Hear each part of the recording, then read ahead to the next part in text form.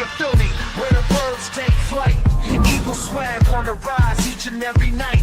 Tone and Marcus got the scoop ready to ignite. From the lanes of South Street to the Broad Street lights. Dashing like a running back, hitting every play. Flying guys in the zone, never led astray. Talking touchdowns, talking game day. Huddle around the mic, hear what they gotta say. I like an eagle soaring in the sky. Tone and Marcus always standing by. Bringing the heat, call it do or die. Philly squad, hear the battle cry. Fly like an eagle soaring in the sky. Tone and Marcus always standing by. Bringing the heat, call it do or die. Philly squad, hear the battle cry.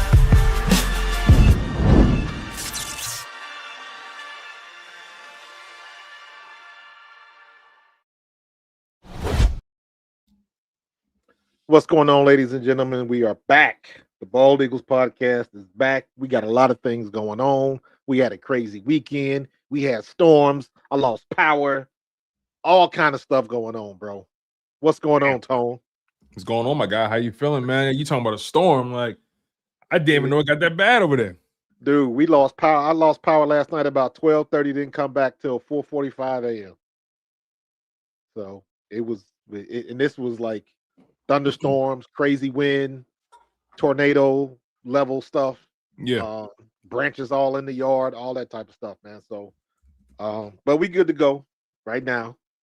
So, hope nothing crazy. I see what's going on. I think New York got another snow warning. Michigan got another 4 feet of snow or something goofy like that. So, this mess ain't done, man. This mess ain't done, bro. But what's good with you? I can't complain, man. Life's good. Life's good. Life's good. I'm healthy, man. Everybody's good. Family's good. You know, Philadelphia Eagles, they stay active. They stay active Sure. and they tend to make the moves. And this is just right on brand for Howie Roseman. He tends to make the moves outside the margins that people don't really pay too much attention to or people don't think much of in the moment. You know, Right. one of those moves obviously was the Zach Bond signing, right? That was a move that happened on the margins and nobody thought much of it. And all of a sudden you got a first team all pro, you got a 2-time Pro Bowler out of it. Yep. A guy helped lead your defense to the Super Bowl with a win. I mean, he was the best linebacker in football that season. You can't overlook it. So Howie Roseman continues to make moves. The Philadelphia Eagles decided to sign veteran wide receiver Hollywood Brown. Hollywood Brown. 1 year, $6.5 million contract. It's worth up to $6.5 million. This is an interesting move. For the simple fact that, you know, obviously the AJ Brown stuff is going on, and we know Hollywood Brown and AJ Brown aren't in the same stratosphere as far as talent goes.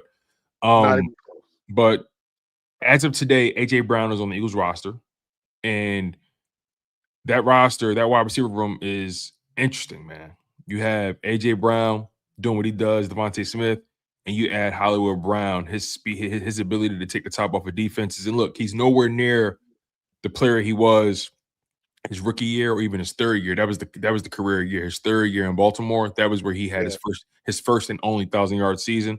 But beyond that, Hollywood Brown has kind of just been from a production standpoint, low end number 2, high end number 3 receiver in football. That's been essentially you where else you put him at? You're not putting him on the outside. Consistently at least. Right. You know, we know they like to move Smitty around. Smitty likes to go in the slot sometimes. AJ Brown, they move him around a bit. Or they needed to move him around more. That's something we talked about. But Hollywood Brown is a guy that still can take it deep on you, man. Like he can still take it 40, 50 plus yards. I think his longest catch of the season last year was a 51-yarder. So he can still get behind your secondary if you take your eyes off of him. He can still get open in space with that speed. You don't want to get caught chasing him. So this is a very, very interesting signing. The Eagles, their wide receiver room now consists of AJ Brown, Devontae Smith, Hollywood Brown, Darius Cooper, Quez Watkins, Britton Covey, Johnny Wilson, and they had this other wide receiver. I think his name is Danny Gray or something like that. Yeah, Danny Gray. So that's the Eagles' wide receiver room right now. Obviously they're top heavy, but I mean, when you think about it, most teams don't really have what they have at receiver to begin with. So they're pretty Wait a good minute. there. What are we signing for? 1 year, $6.5 million. Because I'm but looking at for the record, Jahan Dotson. I was literally about to say, for the record, Jahan Dotson, he signed 2 years. a nice 2 years, 15 million. Yeah. So Jahan has an average salary of 7.5. Right. Well, and also he got 10 million guaranteed. 10 million guaranteed. 6 million signing bonus. So really, they're gonna pay him about about 7.5 annually. And again, remember, Hollywood Brown's contract is worth up to 6.5. Right. I'm just trying to think of this. Would I rather have Jahan Dotson or Hollywood Brown? I mean, one guy is younger. One guy has been technically healthier. You're asking honestly, I'll take Jahan Dotson's size. And one guy has more size at the position. So, and Jahan Dotson has shown you his hands are pretty good. He shows you his hands are pretty good. Let's just call that what it is. So, look, they knew Jahan Dotson. Look, they gave Hollywood a 1-year deal. Dotson signed a 2-year deal. You never know. They probably came to Dotson and said, "Hey, look, we got a 1-year deal for you. 1-year deal Possibly." for you." And Jahan was like, "I need more security than that." And Jahan managed to get a contract where he got guaranteed a nice chunk of change over 2 years. A nice chunk of change. Nice chunk of change. He got guaranteed nice for somebody that really hasn't lived up to his draft status. Exactly. So exactly. Could Howie have done that? Absolutely. But he didn't have to. He didn't overshoot that much. Even that, I wouldn't call that overshooting it, but you paid a little bit extra for that product and you didn't have to. So you paid a little bit out on that deal. You paid a little extra where on what contract? Hollywood. 1 year, 6.5. No. I'm saying Atlanta. Oh, Atlanta. Oh, okay, yeah. I'm saying Atlanta. Yeah, they put a sweetener on top. Yeah. They put a little sweetener. Yeah. They said we'll guarantee you 10 If we would have paid that for Jahan Dotson, I wouldn't have been upset with that. No. Nobody would have been upset about it. Nobody would have been upset. Nobody would have been upset with that. I mean, again, like you said, Jahan Dotson. I like Jahan Dotson's size. He's been here.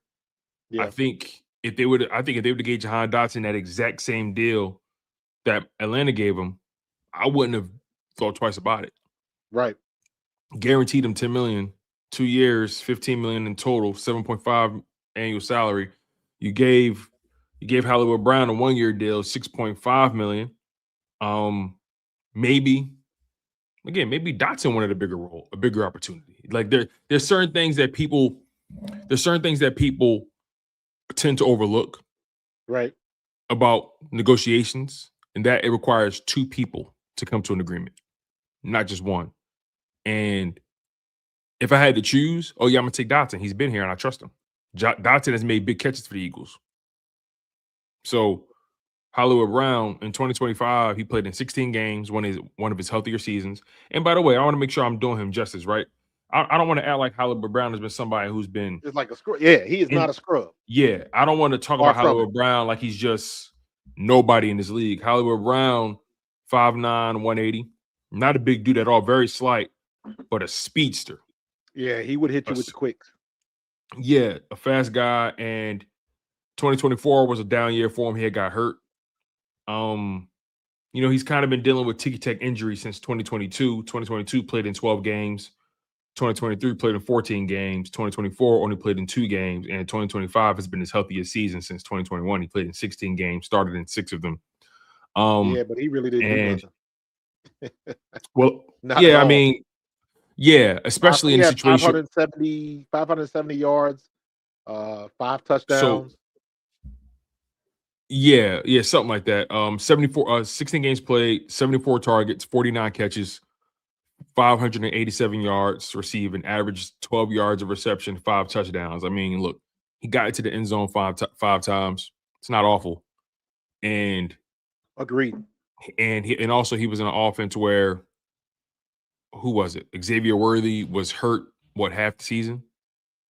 Something like that. Xavier Worthy missed like 4 or 5 games, maybe? Let me double check that. Xavier Worthy was a guy who became, so if Xavier Worthy missed 13 games for I'm sorry, he missed 3 games for them. He played in 14, started in 13.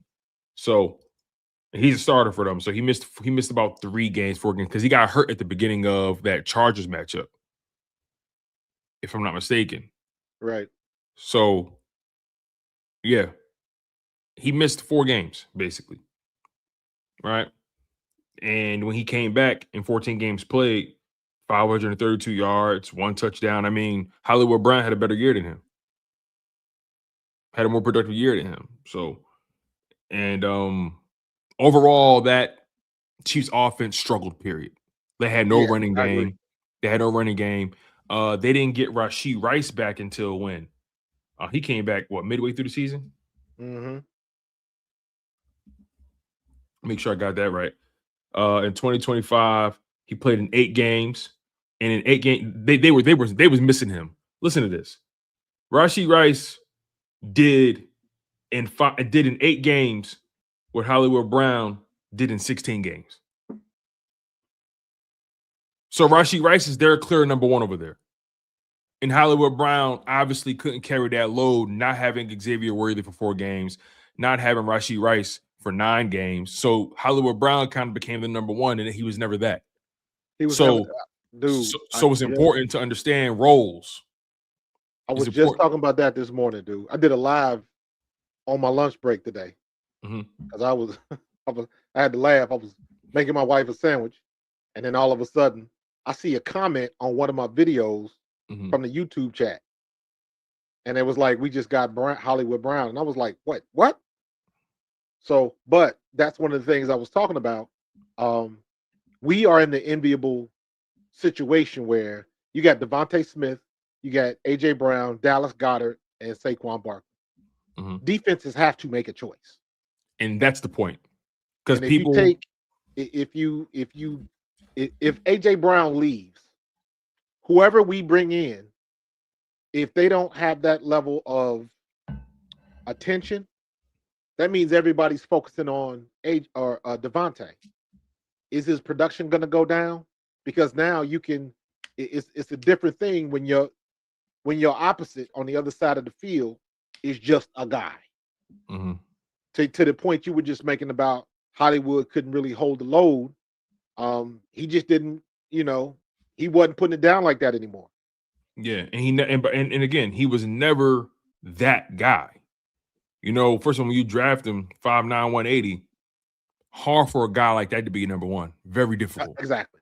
He has to you got to scheme him open. You got to scheme him open. He's not going to beat the press consistently. He's too small. Too small. Them corners going to jam him at the line, but at the same time, with that speed, you're a little nervous. But you got to get him in space, get him the ball, utilize him in screens and things of that nature. Just get the ball in his hands. You want to know how you use him? You send him in motion, and you snap the ball while he's moving, like a jet sweep or something like that. Yeah, you snap the ball while he's moving, out of position, so he can catch somebody out of position, and he gets a running start in his routes. Right. Best thing you can do. Put him in a jet motion, and whoever is covering them. But that's the thing. It really only comes into play if they in man coverage.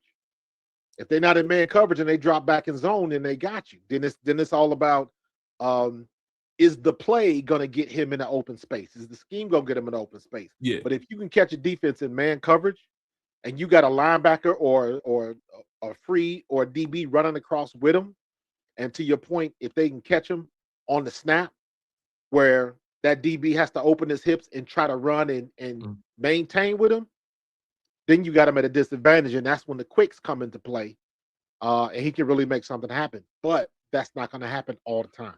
Yeah. Do me a favor, pull up Richie MC's comment, not the first one, but the one before that. He said that the Eagles are not getting the same Hollywood Brown from 2 to 3 years ago. Well, Richie, thank you for supporting the show, by the way. Make sure you smash that like button if you haven't already. To your point, 2 years ago, he wasn't playing. 3 years ago, he put up the same exact numbers as he did last season. Right. So technically, they are getting the Hollywood Brown from 2 to 3 years ago. Technically. Now, if you want to say 4 years ago, where he was in Arizona, he put up 709 yards, but only had 3 interceptions. I'm sorry, 3 touchdowns.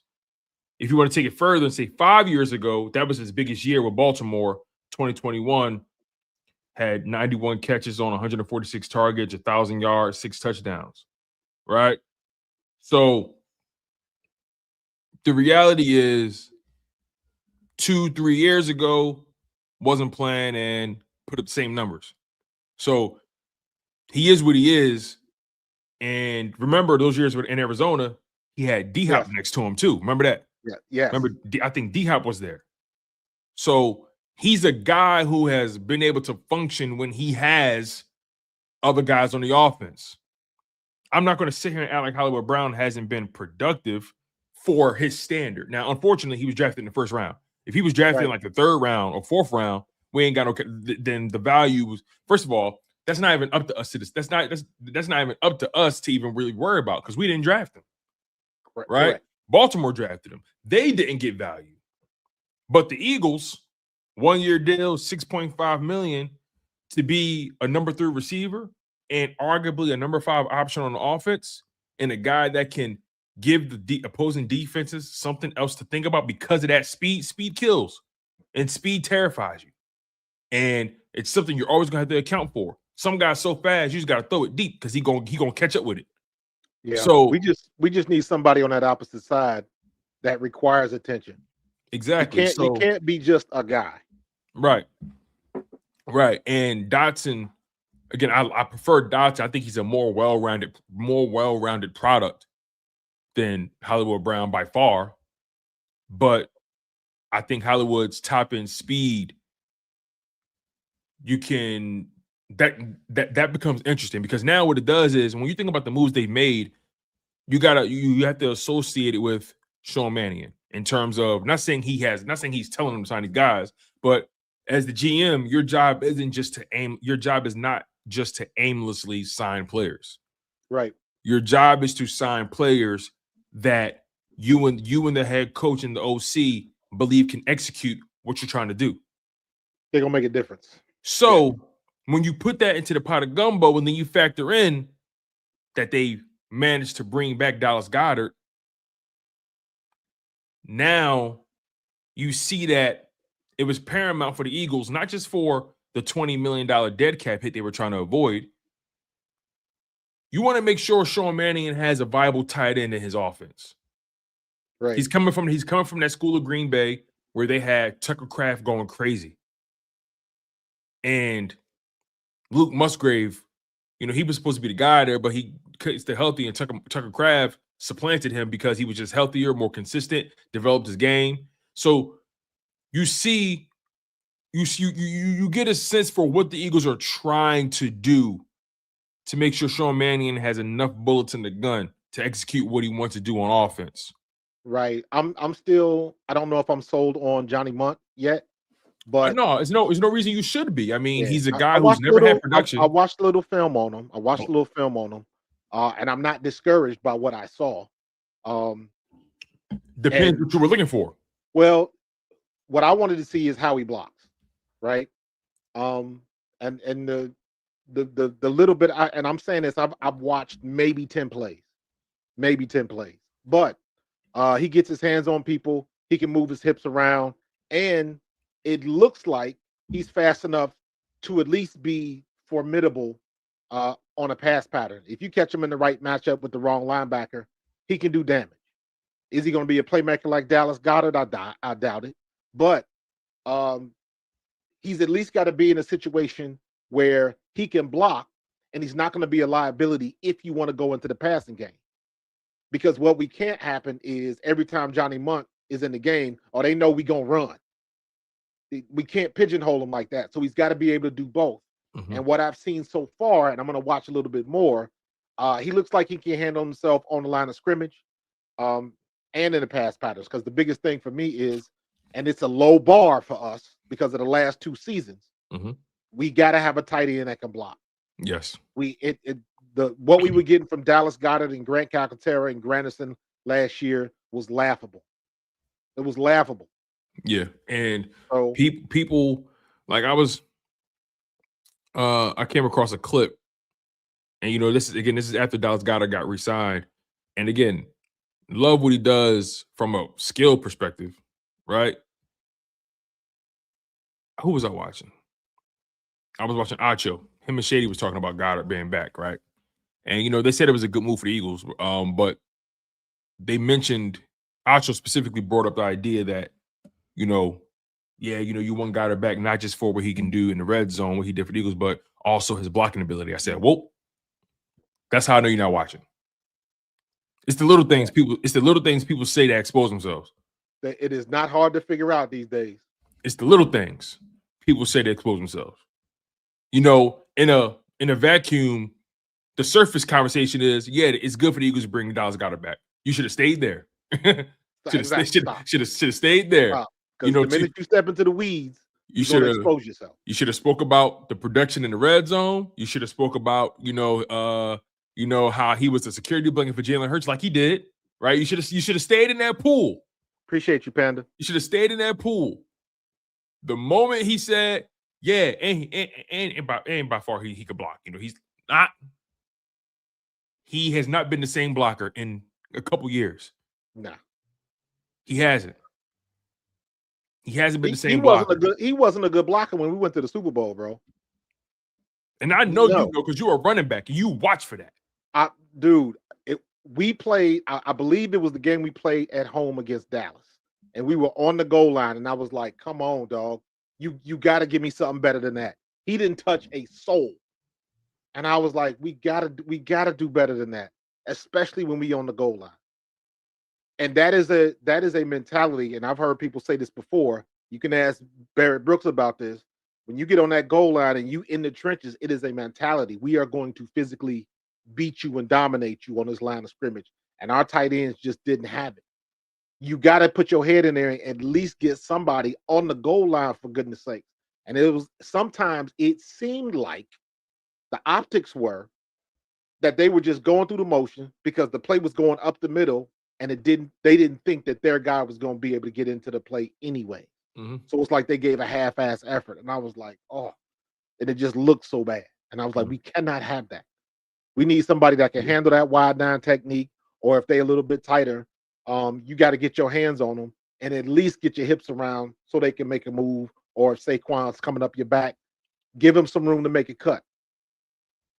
It's been horrible for the last 2 years. We have got to get better at that. I know Howie Roseman does not have a good history of drafting tight ends. And I'm not saying not good is the wrong word. He hasn't done it often. He hasn't done it often. But we got Zach Ertz, and then Dallas was drafted to take Zach's place.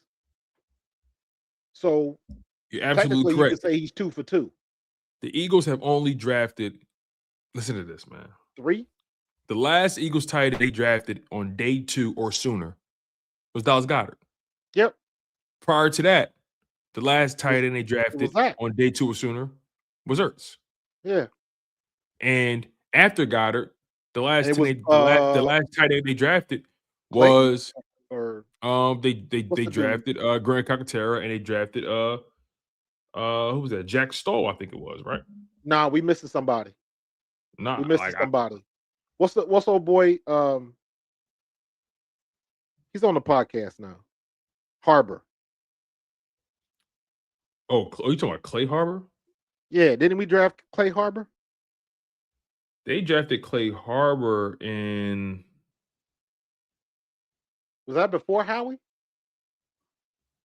They drafted Clay Harbor in 2010. Yeah.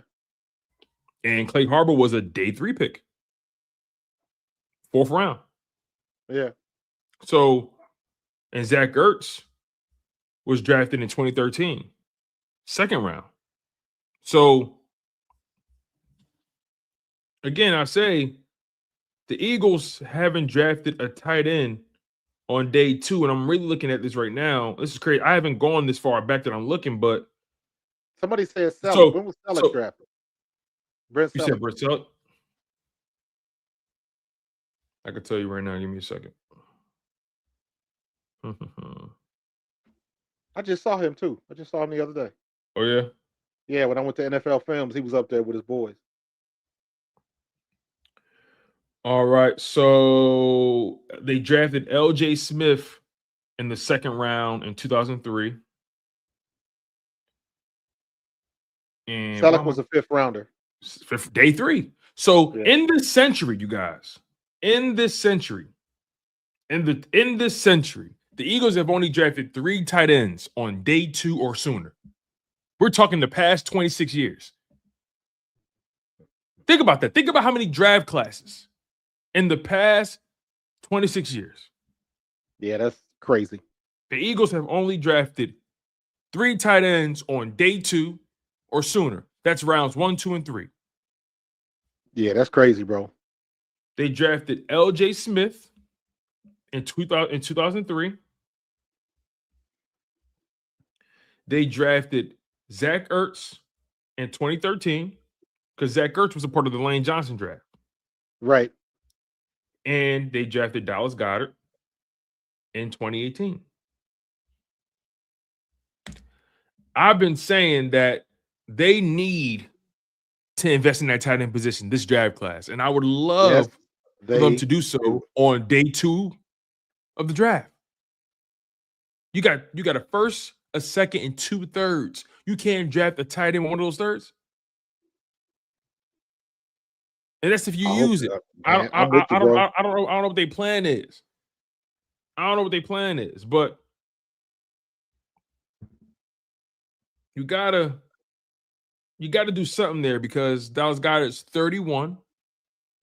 And once again, if everything holds true, if you don't draft the tight end in this upcoming draft class, you're going to go into the 2027 offseason with no tight ends on the contract again. Yep. You draft the guy even if you draft the guy in the 4th round, I'll live. But I want it to be day 2. We got a lot of good tight ends in this draft too. A lot. You got Now's some the that's time. 30. Now's the time to do it. Now's the time to do it. I felt like last year's draft class was good with tight end. Yeah. And then get This one of year's them. is better. So, and I think they're deeper this draft class. Absolutely. You know, Absolutely. You that got, kid, Harold Fannin had a good year with the Browns this year. man, listen, Harold Fannin was balling. Harold Fannin was their offense. And they could have got him. Yeah. They could have got him. They passed on him a couple times. But see, this is why the situation with Sean Fannin, that's why that's so intriguing, because I really want to know what his philosophy is. Oh, yeah, How Sean he's gonna Mannion. do it. Yeah, that's going to be interesting. How he's gonna do. I got to go back and look at film on at Green Bay to see what were they doing, what were they pulling up, what was Jordan Love's security blanket, like stuff like that. Tucker Because Kraft that's all gonna day. matter, It 'cause was he's gonna Tucker have Kraft. the same type of tendencies. Yo, it was Tucker Kraft. Yo, he was going crazy for them last year. Let me pull up his stats. Tucker Kraft went crazy last year for them for the past couple years. In my opinion, I think that might be the biggest, I guess, significant vote for AJ Brown. So here's what happened. 2025, Tucker Kraft was going crazy, but he got hurt. He played in 8 games. In 8 games, and and again, remember, these are tight end numbers, not wide receiver numbers, you guys. Right. He got hurt early. In 2025. He got hurt. Yeah, he missed the rest of the season. He only played 8 games. Let me make sure I got this right here. But for the 2025 season, yeah, like he got hurt in the Carolina game, and he was done. He was done for the year. So he's a young player too, entering year 4. So his rookie, and he was a 3rd-round pick, so he's in a contract year. Yeah. Which is unfortunate because he would have been healthy this year. They probably would have paid him already. But honestly, now if he stays in Green Bay, they definitely getting him on a discount. So, nonetheless, in 8 games played, Tucker Kraft, 44 targets, 32 catches, 489 receiving yards, averaged over 15 yards of reception, 6 touchdowns in 8 games. He was the security blanket. Yeah, he was on course. And 2024 was the breakout year, though. He was on course and he's been healthy outside of last year. In 2024, 17 games played, 17 starts, 70 targets, 50 catches, 707 receiving yards, averaged over 14 yards of reception, 7 touchdowns. You want to know how I know he's a security blanket? 50 catches on 70 targets. Mm. Out of 70 targets, he caught 50 of them. Just saying. In every season, his catch percentage has been a minimum of 71.4% or higher. You throw it his way, he's bringing it in. He's bringing it in. So, they got to do something. They got to at least give us something to look forward to at that position, other than Dallas Goedert and Grant Cockatera and what's his name, Johnny Munt. Yeah. They got to give us something to look forward to from a developmental perspective at that position. Well, I just want to see. I think more importantly is how Mannion is going to spread the field. That's what I want to see. I'm still pissed off that we have this. People have this perspective of us that we can't throw the ball across the middle, and I'm like, look at 2022 AJ Brown. We can do it. We've done it before. I don't understand, and this is where I got to put some blame on Jalen Hurts. I don't know if it's a Jalen Hurts issue, or I don't know if it's a offensive coordinating issue. We really didn't go across the middle often in 24. So that's a missed opportunity. And I'm saying that because we all sat there and watched what AJ did on them quick slants all year. And they knew it was coming all year. And they couldn't stop him all year. And we just stopped doing it. Yeah.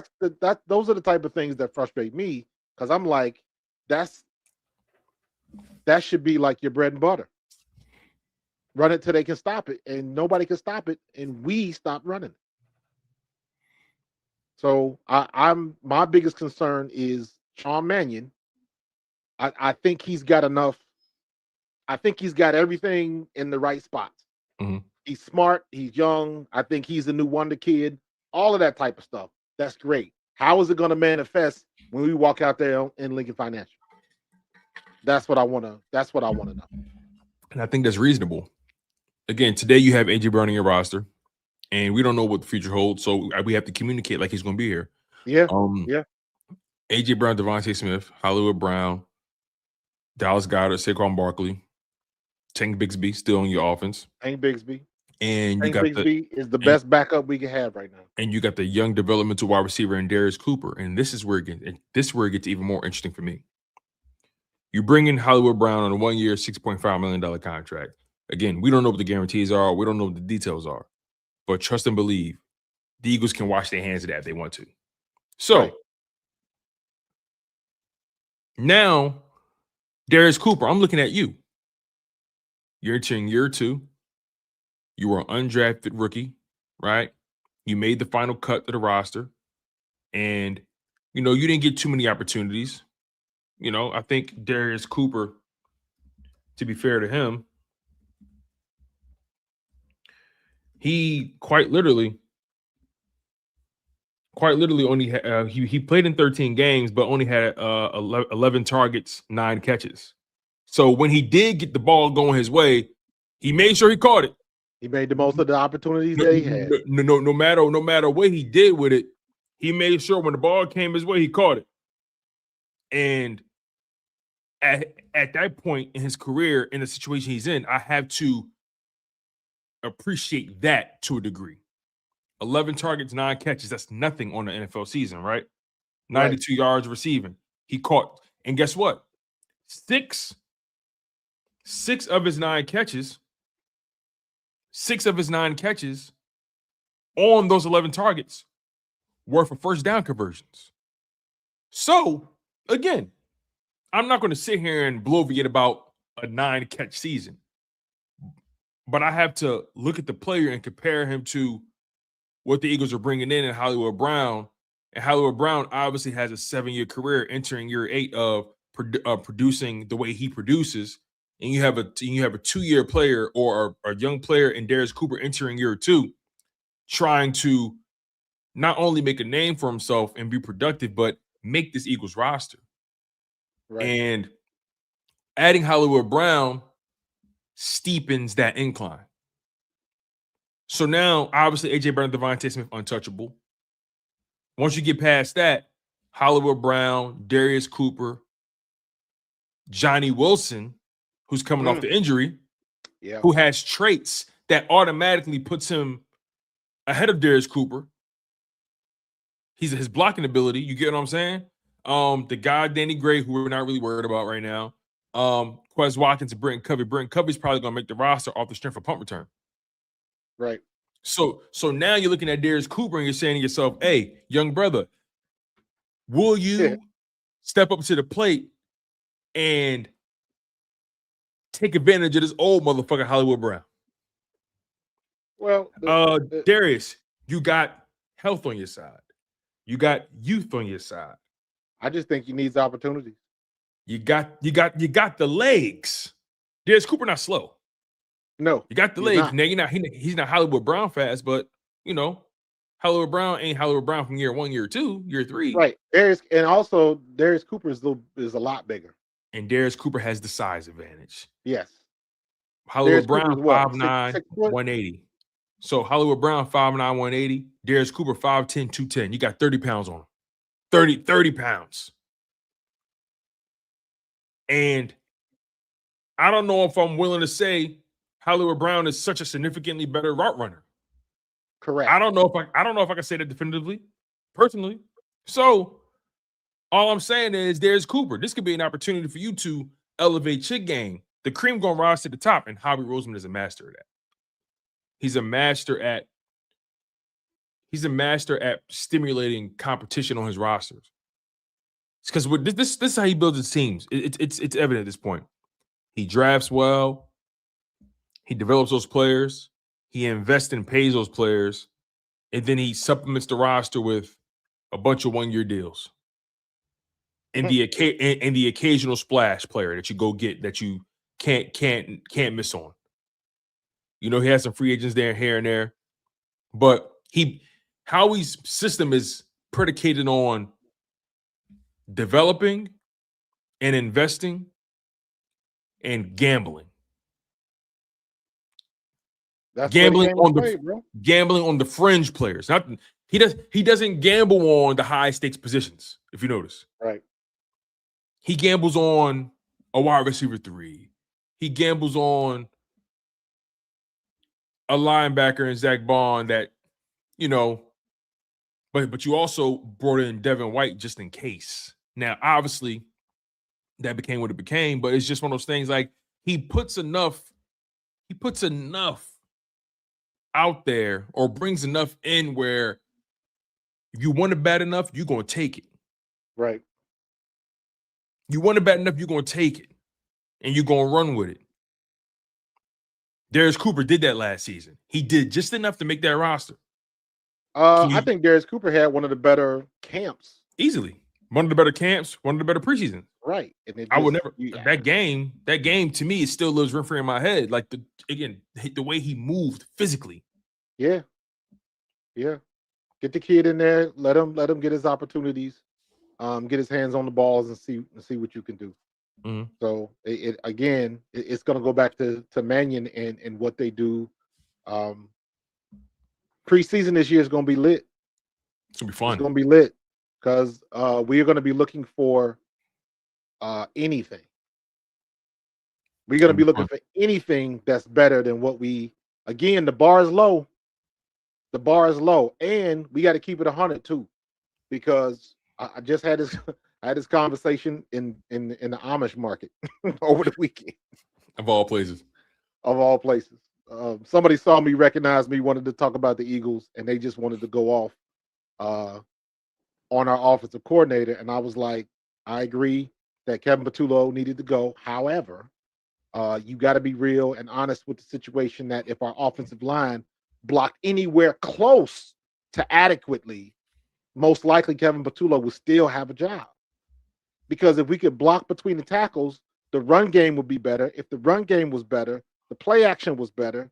And that just opens up a whole lot of things. Defenses, especially and specifically the linebackers, did not respect our run game at all.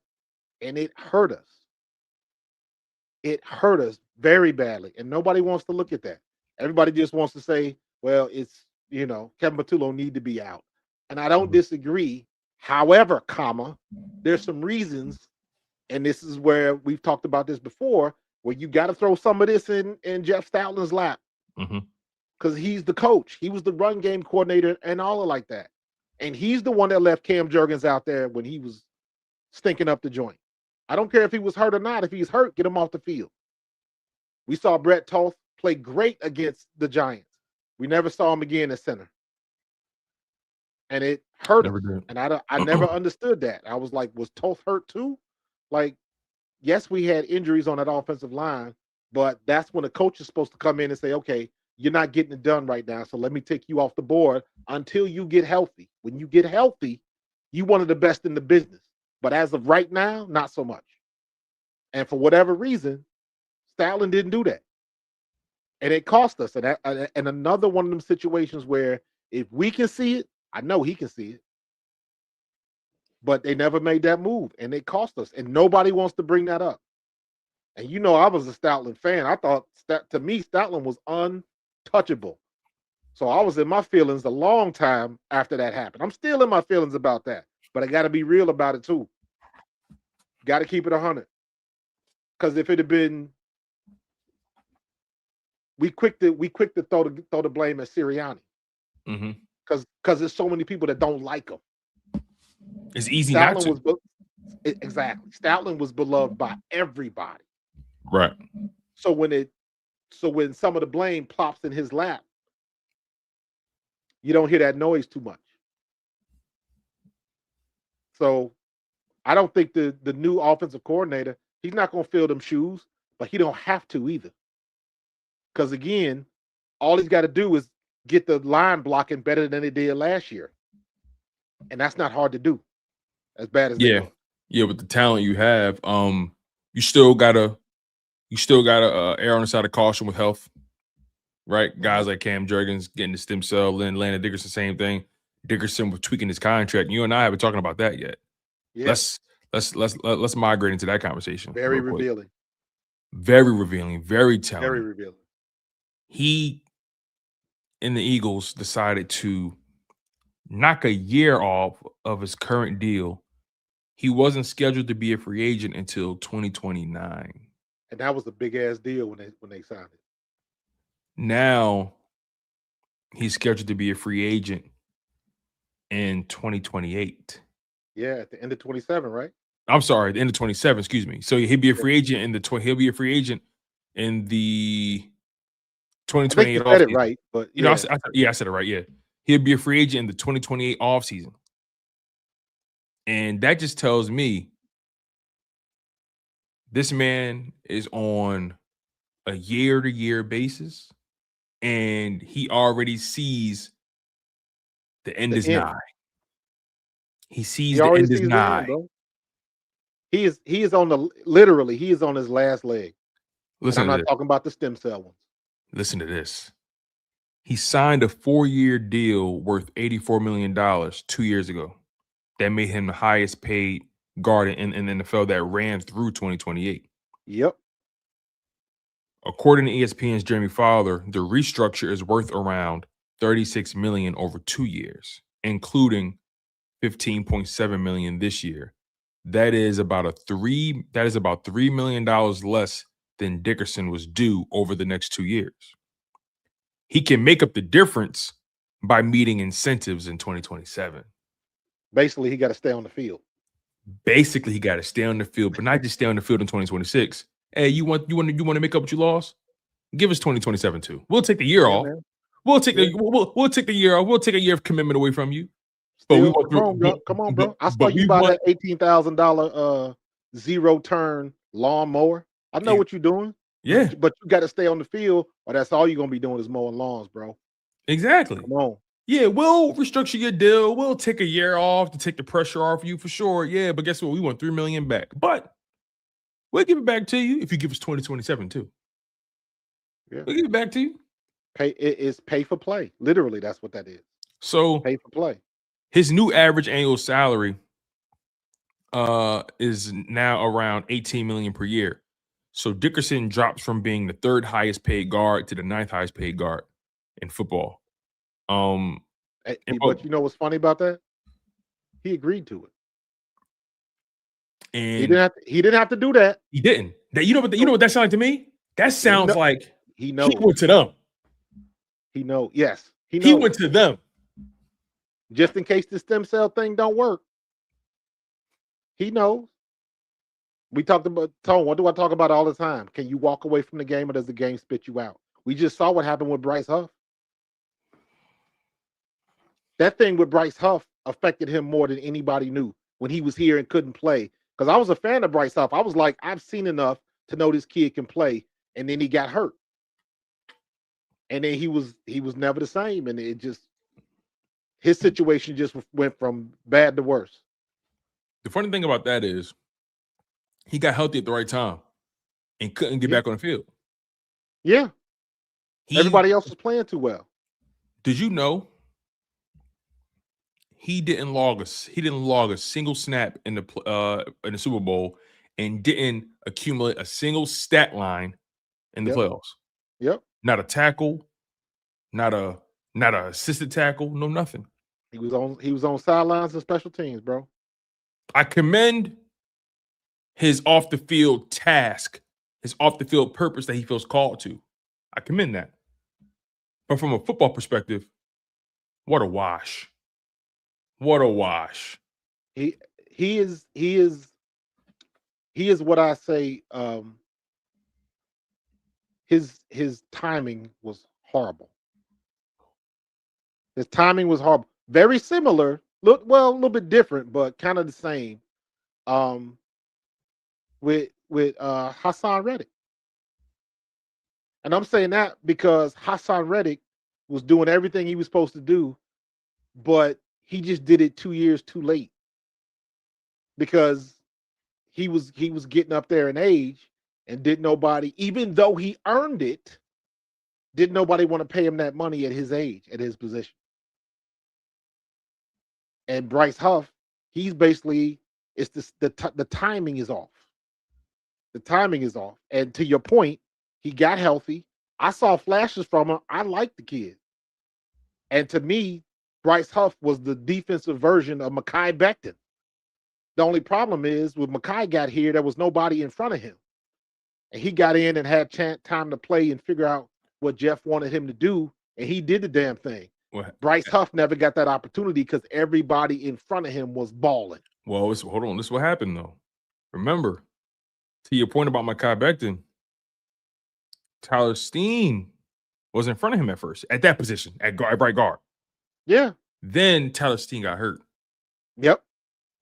And then that prompted Sirianni and them guys to say, "Hey, Mekhi, let's get you some more snaps. How you feel about out? Let's try that guard. Let's try that right guard." And they saw that they had 5 Mack trucks lined up on that old line. Bro, I remember talking about that. Hold on. Let me rephrase that. A 6'7" guard. Let me rephrase that. They had 4 Mack trucks lined up around a minivan. Yeah, bro. Because that's what Cam Jurgens was in comparison to the size of those other brothers. I mean, exactly. Cam Jurgens is the undersized center, technically. Him and Kelsey were. Yeah. But they had 4 Mack trucks lined up around a minivan. Let's just call it what it is. And I don't think people appreciate on the offensive line, the guard, center guard, they have to have the best feet on the field. They have to have the best feet. Because you have to be able to move, change direction, wheel your hips around, all of that type of stuff, carrying around 300, 350 pounds. And he was doing it at 6'7". It was ridiculous. And that's when I was like, you know what? You can't tell me shit about Jeff Stoutland. Jeff Stoutland is the best coach I've ever seen in my life. If this guy can make Mekhi Becton do what he's doing at guard, and he was a first-round pick at tackle, goodness. Yeah. But I'm saying all that to say, however it manifests itself, whether it's by injury, and usually at this situation in the NFL, it's usually by injury. Because at this level, there shouldn't be a situation where somebody in front of you is just playing that badly. And I say that knowing that we had to live through Keely Ringo. But usually it's by injury or something like that. Mm-hmm. But wasn't the year we got Bryce, wasn't that the rookie year of Jalen Hunt?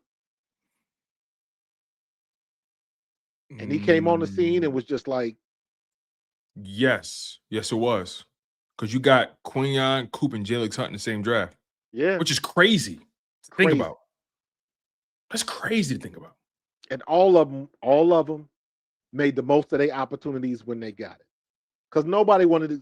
That's why I love guys like Jalen Hunt, Reed Blankenship, all them undrafted dudes from small schools.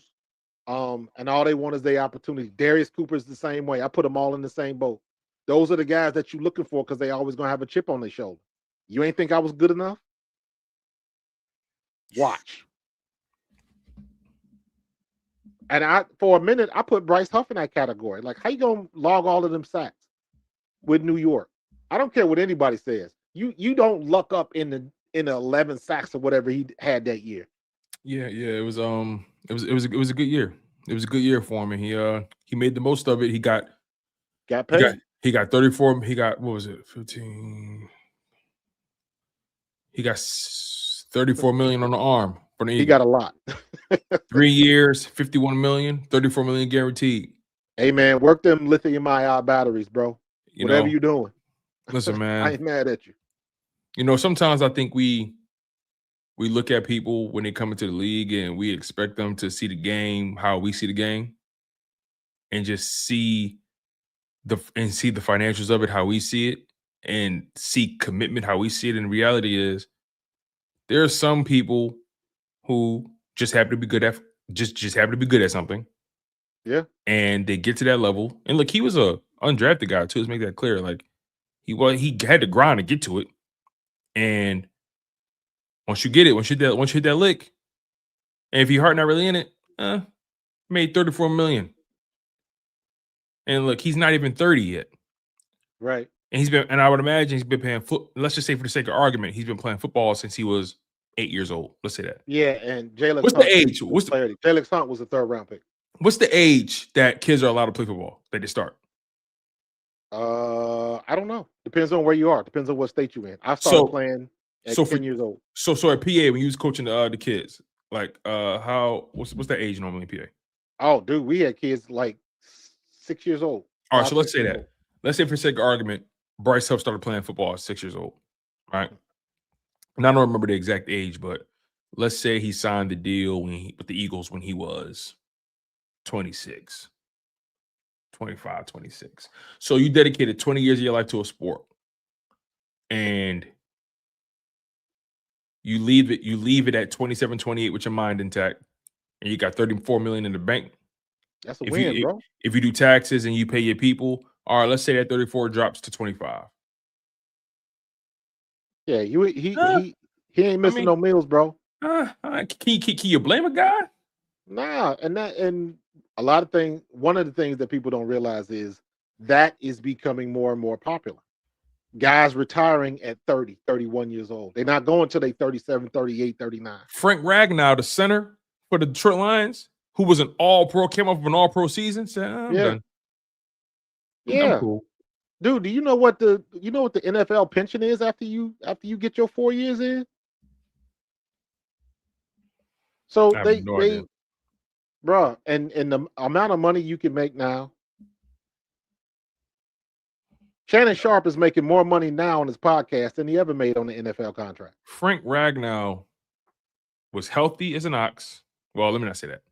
Frank Ragnow played all 16 games, played 16 games in 2024. They sat him in the last one because it was playoffs, but played 16 games 2024, came off of a Pro Bowl and a second team All Pro season. And from 2022 to 2024, there's 3 seasons, 3 consecutive years making a Pro Bowl, and in 2024, 2023, consecutive years as a second team All Pro. He was at the top of his game at 28 years old and said, you know what? I'm cool. Yeah. Top of his game, and decided, I'm all right. So technically, how many did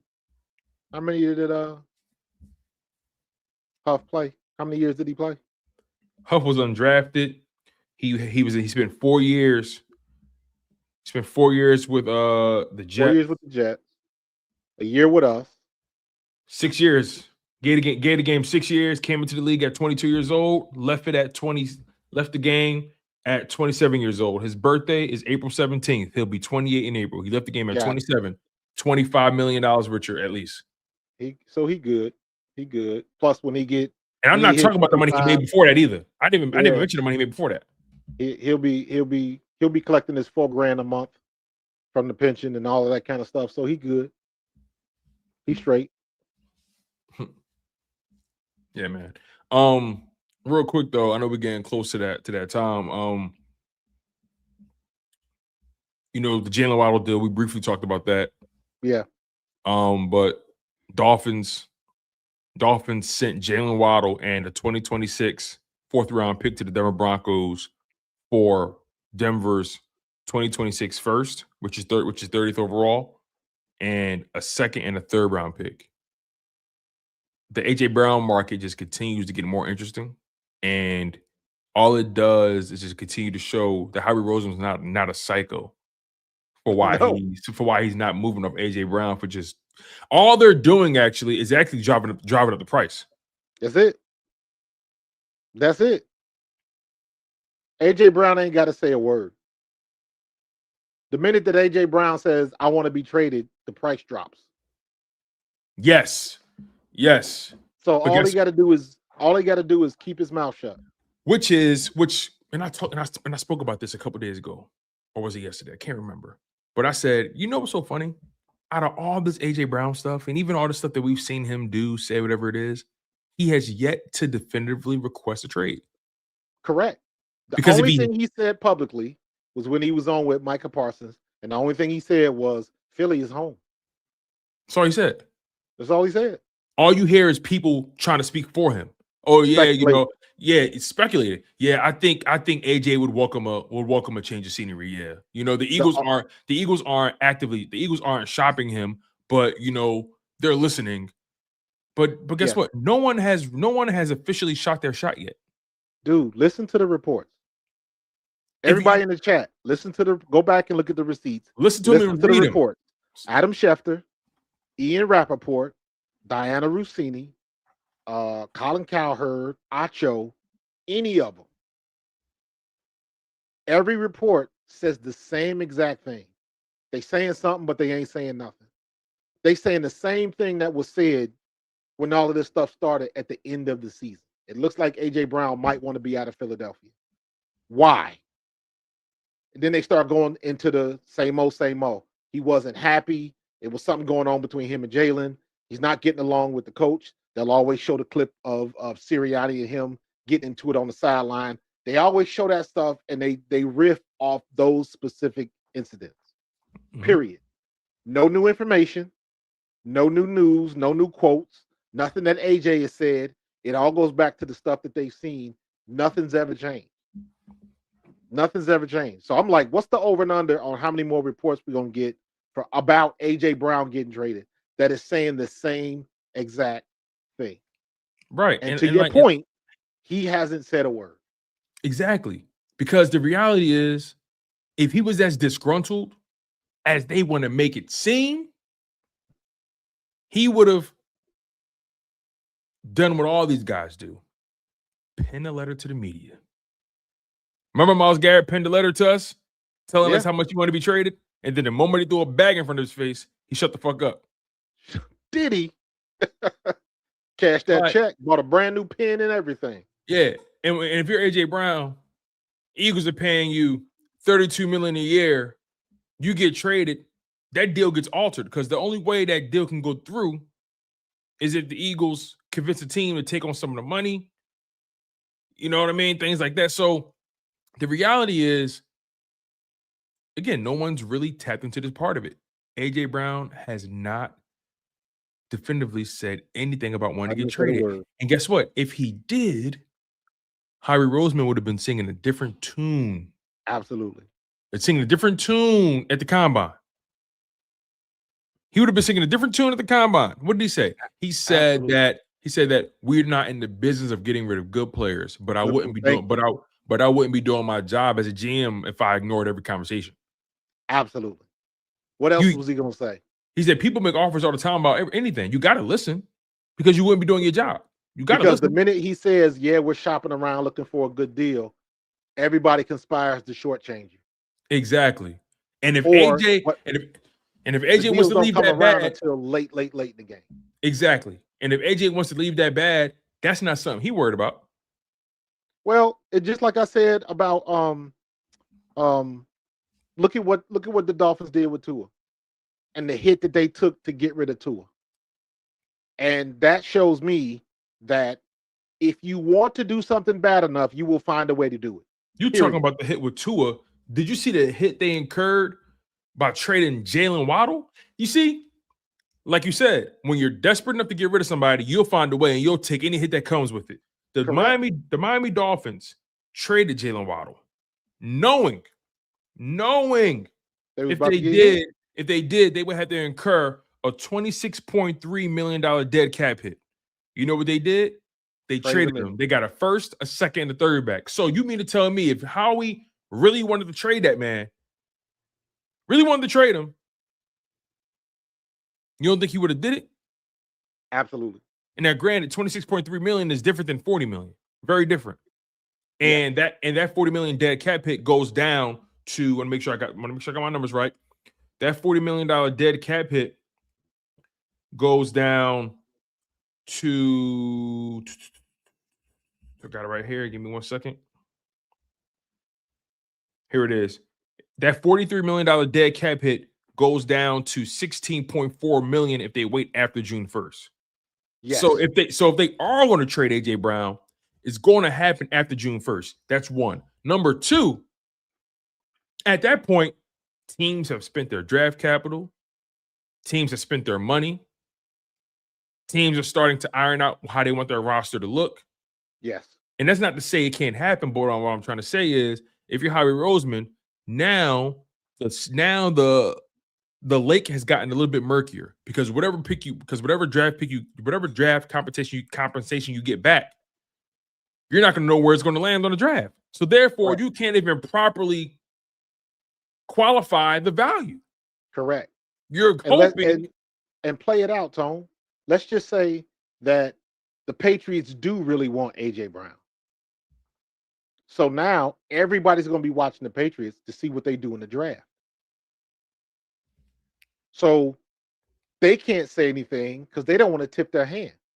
Because that can affect the draft. Somebody can move up, move back, and they're like, no, they ain't gonna do that because if they do that, that means they're not gonna take AJ Brown. So they can't even say anything because that might tip their hand based on what are they looking for. If they're looking for AJ Brown, they're looking for a receiver. So another team is like, well, let's watch what they do. They signed Romeo Dobbs for that, first round guy. Or are they going to let him fall? Or are they going to trade the pick? What are they trying to do? So they can't tip their hand. But they got to do something. They tipped it a smidge. They cut Stephon Diggs. People automatically see a gaping hole in your position. that you cutting Stephon Diggs sent the flare out. Oh, they really are probably going to set the AJ Brown. Well, they got lucky. But then they got lucky with that, and I don't like using the word lucky because of the situation. Okay. They had to do that because yes, I know where you're going. He was going to get in some trouble, so that was an easy out for them. We don't know what's going on. We wish him the best. But you know what they did though, right? They played dumb until the day after the Super Bowl. Correct. They played dumb because he didn't miss a game. He didn't miss a snap in the playoffs. They played that dumb. Was because again they got lucky. That's the judicial system being tied up in knots. So they didn't get a court date until 2 days after the Super Bowl. So that's why they lucked up. If the court date would have been before the game, he wouldn't have been able to play. So they lucked out. You're right. They lucked out. You're right. So they still in the same boat. So they got rid of him. So now they got room. But now, what are they going to do with it?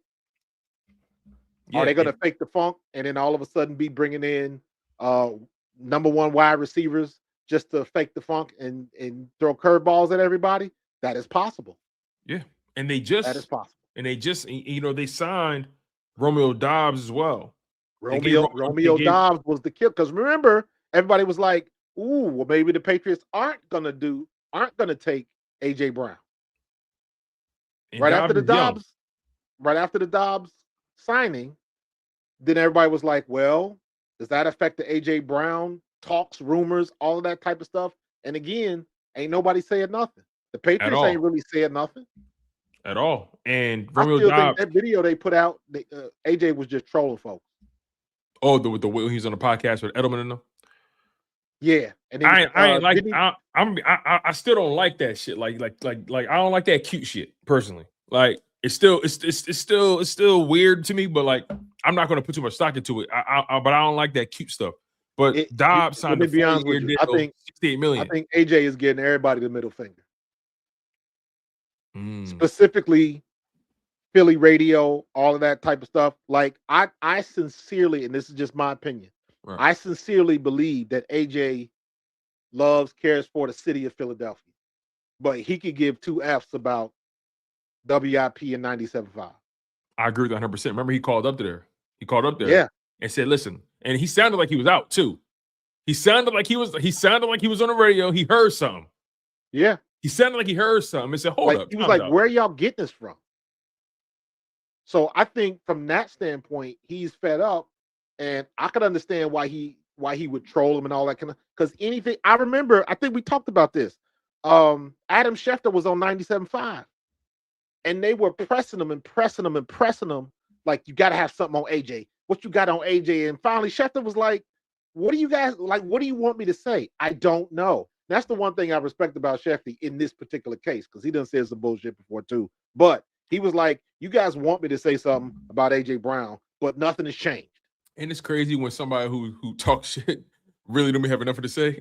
He ain't got nothing to say. He really ain't got. He said, "Listen, I really don't have nothing on this," which speaks volumes about how Howie Roseman and AJ Brown have been handling this. Yep, it speaks volumes because when wide receivers want out, they get out.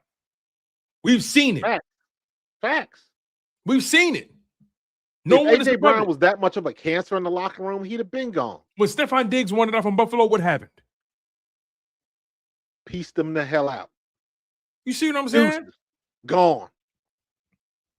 I'm trying to think who. When Tyreek Hill, no, was he a free agent or was that a trade? Tyreek got traded. He got traded to Miami, right?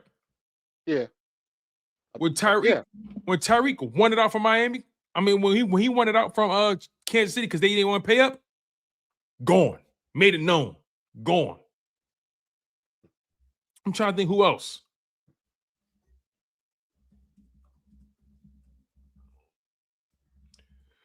Let me see.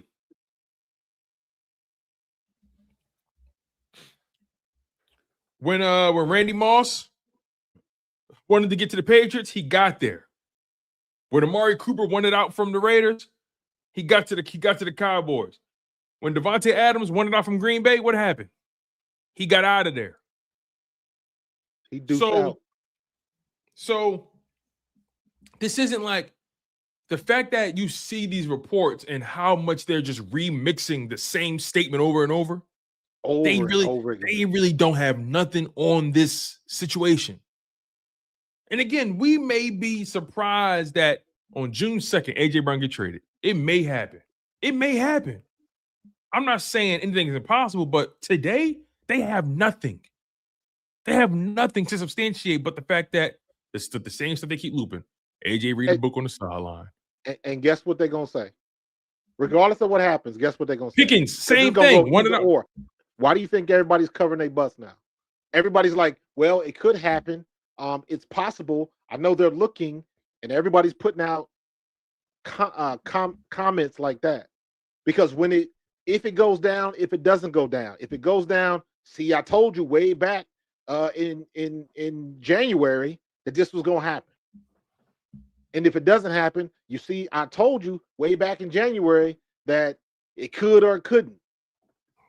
There was no guarantee. So they trying to cover their butts either way. Mm-hmm. And by the way, the Patriots have $48.3 million in cap space as it appears right now. The Philadelphia Eagles have roughly $46.2 million in cap space as far as top 51 cap space. So they both have a similar amount of money to spend, and technically the Patriots have enough space to carry the AJ Brown contract. Technically, yeah. So, but at the same time, you know, you draft your rookies, you still got to sign your rookies. I'm sure the Patriots will have AJ Brown. It makes the most sense. I heard the Rams come up in the conversation too, and I'm like, you think the Eagles are making a trade with the Rams? I kept hearing the Puka Nacua for AJ stuff. They're not doing that. No, I wouldn't even do that. Would they? With all due respect to AJ Brown, Puka's hot right now. Like fish Puka's grits. hot, and why would they get rid of? Why would they do a 1-for-1 trade with somebody that doesn't know the offense? I heard the DeVonta Adams part, but DeVonta old. I don't want to old DeVonta Adams for AJ Brown. No, neither do I. You know, and then on top of that, you talking about the Rams? If that deal don't include Jared Verse, don't call my phone. Don't call my phone. You want to play? You want to play funny money? All right, let's play big bank, take little bank. You want AJ Brown bad enough for LA? Hey, give me Jared Verse. Give me Jared Verse. I mean, come on, at man. the end of the day, nobody knows more. I say this all the time. ESPN, Colin Cowherd, Stephen A. Smith, Diana Rossini, Ian Rappaport, Adam Schefter. Who else? Who else is another one? Mike Florio. All of them dudes. They don't know any more than we do. They don't know any more than you do in the chat. The only difference is their microphones are just a little bit louder. And a little bit more shinier. That's it. That's the only difference. Quite literally. So yeah, man, that Jalen Waddle trade definitely made things more interesting and is making Howie Roseman look like he knows how to properly value. I saw on WIP, Spike Essing said, yeah, I think Howie Roseman might have misjudged the market on this AJ Brown thing. Are you stupid? Exactly. There's no way you saw what Jalen Waddle got traded for and you think that. Dude, I keep there's no way you think that. I need somebody to find Wanda Maximoff, all right, and her reality bending powers, and all of these yahoos that think they know everything about being a GM. I just want to snap them into existence so they can actually be GMs of teams, so I can watch their teams fail. Did you know the Miami Dolphins, out of all the moves they made, moving on from Tua Tagovailoa, moving on from Tyreek Hill, Jalen Waddle, Jalen Ramsey, Mika Fitzpatrick, Bradley Chubb, Teron Armstead, James Daniels, Zach Wilson, and a bunch of other players, right? Miami Dolphins will have a $175 million dead cap salary in 2026. That's over half of their cap space is dedicated to guys that are no longer on the roster. No longer on the roster. Dead money. Because they wanted to get rid of those guys. They completely gutted that offense. No Tua, no Tyreek Hill, no Jalen Waddle. They are completely turning the page on whatever that previous era. New coach, new quarter. They turned the page on that era completely. Yeah. Yeah. If you want to do something bad enough, you do it.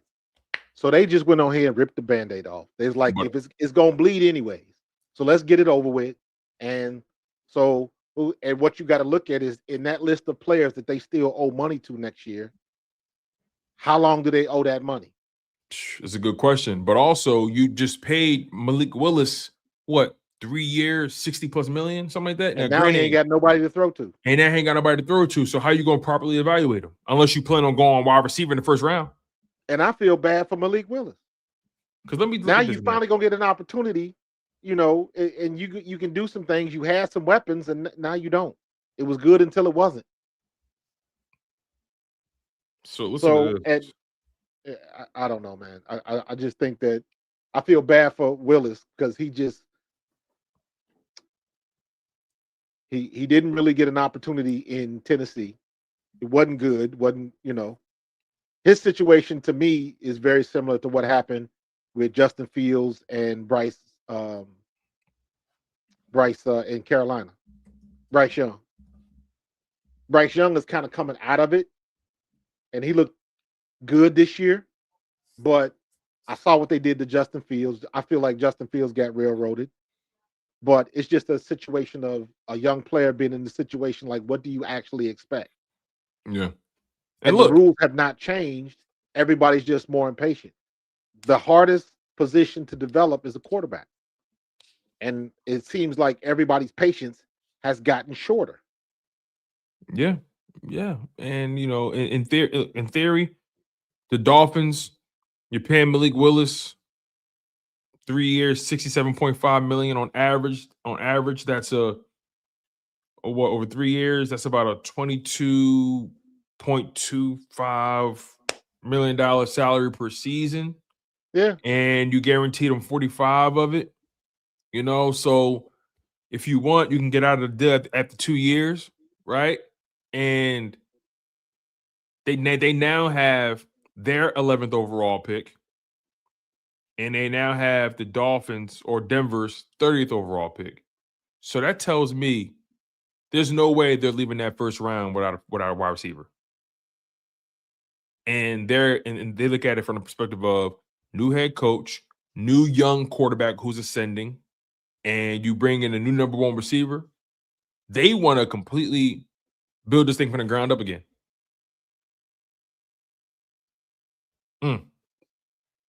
Good luck. It's not easy, especially when you're the Dolphins. You don't have any equity to prove that you can do it. You have none. So the Dolphins have put themselves in a situation where you are the basement of the league. And the problem is you're going to have, when it's time to sign free agents to boost your team up, who wants to go to Miami? What does your future look like? Why would I want to sign there? The weather? The weather is what gets you in trouble. Talk about it. So you got to be in a situation, because we were like that in the 90s. Why would somebody want to come to Philly? What does Philly got to offer? The stadium was trash. Mm-hmm. The turf was trash. Nobody liked the city. It's too rough. They too opinionated. Mm-hmm. All of that type of stuff, especially when you're coming from places like San Francisco and everybody's nice to you. All of that type of stuff. So now that's the situation that Miami is in. Why would any good vet want to go to Miami? Hey, listen, Dark Panda said not just the weather, but no taxes, no state tax. You get more of your money. Yeah, that's a good point. But there's other states that do that too. Just saying. Yeah, man. So we'll see how that goes. Last topic, and we're out of here. Darius Slay announced his retirement, man. Shout out to D Slay, man. Congrats. Shout out to Big Play Slay, man. Is he a Hall of Fame candidate? Pro football or Eagles? Pro football.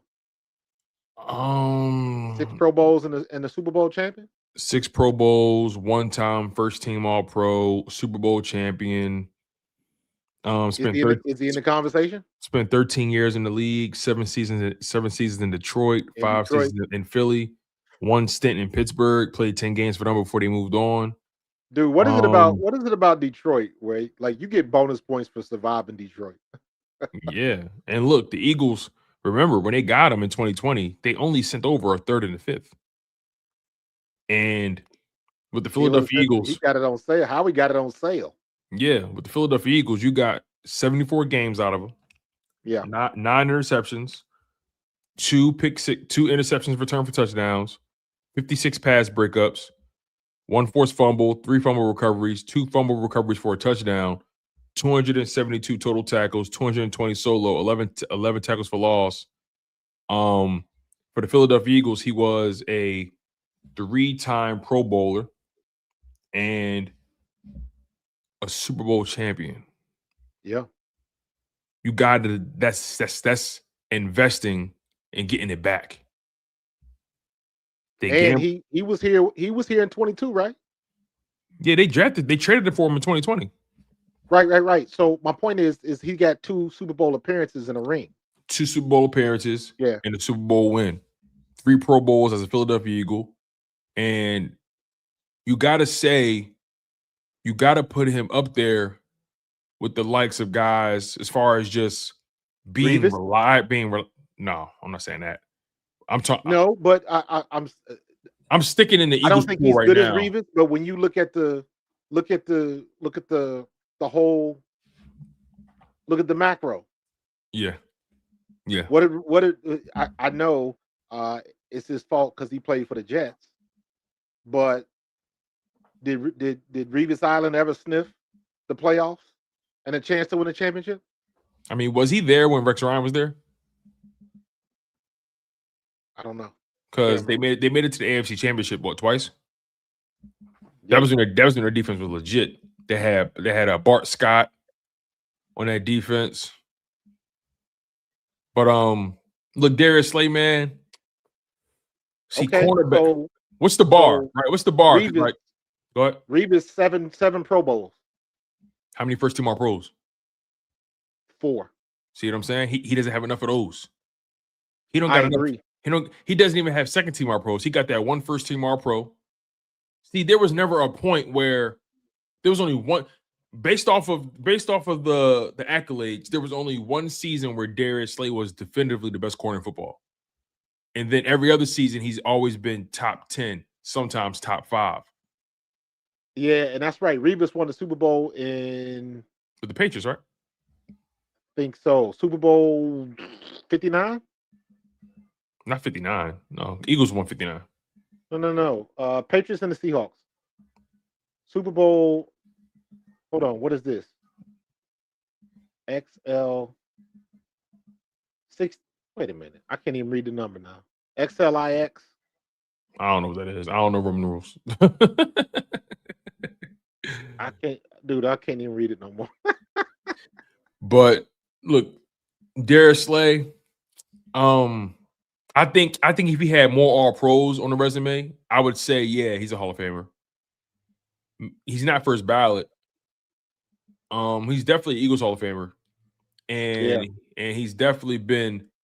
See, people forget. Darius Slay has been the one constant on that defense since 2020. He's been the one constant. 49, right? It was a 44. I don't know. But Darius Slay has been the one constant. When things was up, down, sideways, he was the one constant on that defense.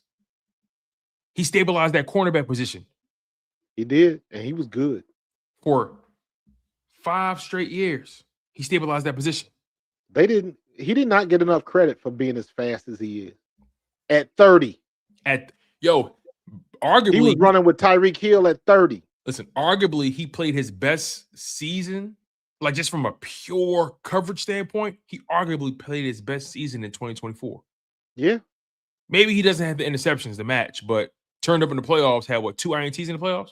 Yep. No, that was Quinion that had 2 in the playoffs. He had 1 in that Green Bay game. He showed up when he had to show up. Yeah, he was phenomenal. He was phenomenal. I mean, he arguably had one of his stickiest years in 2024 in coverage. Darius Slay, he don't owe us nothing. No. He don't owe us nothing. We shouldn't have got rid of him. We shouldn't have got rid of him the first time. But, things happen the way they happen, and it's all good. Yeah, man. So, shout out to Darius Slay, man. Much love to you, man. Congrats, brother. You did the city proud, man. Eagles. And you walked away on your own terms. And you walked away on your own terms. You could have made that money in Buffalo. You ain't want to play in Buffalo, so you said, I'm not playing. got his wits about him. And Buffalo was a team that was in the mix. It wasn't like that was a bad In team. the mix. He said, nah. Absolutely. He said, nah, if it ain't Philly, I'm cool. And Yeah. that's how you know when you ain't got nothing to prove. You ain't got nothing to prove. Nah. Listen, listen, hey, y'all, let's put it in perspective. Howie traded a 3rd round pick and a 5th round pick in 2020 for 3 Pro Bowls, 2 Super Bowl appearances, and a Super Bowl win. Because it goes into the chemistry set. Darius Slay had that side of the field on lock. I ain't got nothing bad to say about Slay, man. It's all love. Nothing at all, bro. Yeah, and his career stats. Let's just look at his career stats real quick. Then we're gonna close this thing because I get you his Eagle stats. His career stats: 187 games played, 176 starts, 28 interceptions, 3 interceptions returned for a touchdown, 163 pass breakups, 2 forced fumbles, 6 fumble recoveries, 2 fumble recoveries for a touchdown, 1 sack, 655 total tackles, 544 solo, 17 TFLs. He obviously wasn't a tackle guy, but coverage, 163 pass breakups. Man, D Slay, go right for the. Are you sure he don't get considered the Canton? He don't get considered the Canton? I got to compare it to something. I like because like I mean, look, everybody that goes into Canton, isn't what is it? Is it prime time, right? Everybody like Prime said, it's the Hall of Fame. It's not the Hall of really good. Yeah, but here's the thing: everybody in the Hall of Fame, whatever sport you are, there's levels to that too. Everybody in the Hall of Fame shouldn't be there. And you can say that for every sport. Yeah, agree. But here's the reality: the Hall of Fame isn't just a place; it's also a product. And absolutely, when you're a league that's constantly selling something, you're also selling the conversation surrounding who makes the Hall of Fame and who doesn't. That's a talking point, especially in the NFL. Absolutely. There's guys who they make content strictly off of that. Strictly off of that. Yep. 100%. So again, like I said, Hall of Fame isn't just a place; it's a product, and there's always going to be players coming going into the Hall of Fame every single year because if Prime Time had it his way, there'd be years where guys wouldn't get in. Yep. You know who does that? Baseball is real stingy with their Hall of Fame. Baseball is extremely stingy. Baseball stingy. I think it was one year where only 2 people got in. Yeah, they stingy and petty. Yes, that's the word, man. You guys, today's been phenomenal, man. We covered a lot, and I think we had a really, really great conversation.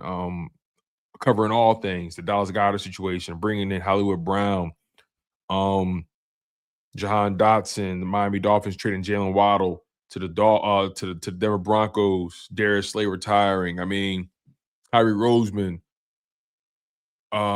We got into a lot, you guys, and you guys have been fantastic as always. So make sure you smash that like button and make sure you guys are subscribed to both channels. That's Pro Fan Talk and Chalk It Up Sports, where no matter if we win or if we lose, we just got to charge it to the game. Marcus, any final words before we go, big dog? Howie Roseman, man, just what I've been telling y'all. Just chill out, trust him, and he's gonna do what needs to be done, and he is showing that is true. So. Just let the man cook. Let him cook. Hey, what Glorilla say? Let him cook. Listen, we appreciate y'all. Smash that like button. Subscribe to Pro Fan Talk. Chalk It Up Sports. He's Marcus Thomas. I'm your guy, Tone DeShows II. You guys have been locked in on the Bald Eagles podcast. And we out of here, y'all. Fly Eagles fly. The birds.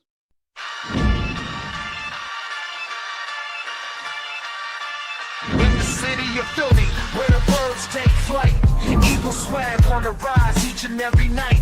Tone and Marcus got the scoop ready to ignite. From the lanes of South Street to the Broad Street lights. Dashing like a running back, hitting every play. Flying guys in the zone, never led astray. Talking touchdowns, talking game day. Huddle around the mic, hear what they gotta say. I like an eagle soar, in the sky. Tony Marcus always standing by, bringing the heat, call it do or die. Philly squad, hear the battle cry, fly like an eagle soars in the sky. Tony Marcus always standing by, bringing the heat, call it do or die. Philly squad, hear the battle cry.